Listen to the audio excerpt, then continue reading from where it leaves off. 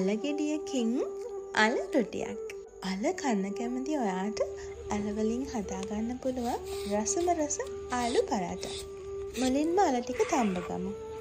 ආලු පරාටා හදන්න ඕන කරන හැම ඉන්ග්‍රීඩියන්ට් එකක්ම සුපුරුදු විදියට පහළ ඩිස්ක්‍රිප්ෂන් එකේ ලිස්ට් කරලා තියෙනවා. කොත්තමල්ලි කොළ, අමුමිරිස්, සුදුලුණු පුළුවන් තරම් හීනියට කපා ගන්න. තම්බගත්ත අල පොඩි කරන්නේ පොඩියට කෑලි හිටින්න. තලපයක් වෙන පොඩි කරගන්න එපා. පාන් පිටි වෙනුවට ඔයාට ආට පිටි වුණත් මේකට එකතු කරගන්න පුළුවන්. දැන් ඉතුරු කලමනා ටිකත් එකතු කරලා අපි රොටි එක අනාගමු.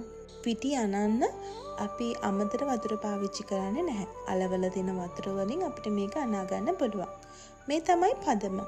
ඊළඟට විනාඩි 15ක් අපි මේක රෙස්ට් වෙන්න තියලා කැමති ප්‍රමාණයට බෝල හදා ගන්නවා.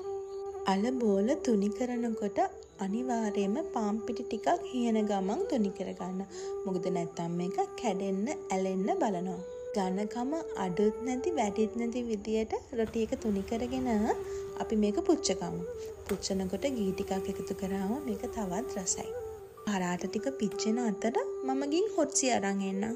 කවුද මේ හොච්චි? මේ දවස්වල බලන හැම තැනම කතා වෙන්නේ හොච්චි ගැන. ඉතින් මට හිතුණා හොච්චි එක්කම පරාට ගන්න. මෙන්න මේ තමයි හොච්චි. ලංකාවේ අමුද්‍රව්‍ය වලින් හදන අපේ නිෂ්පාදනයක්.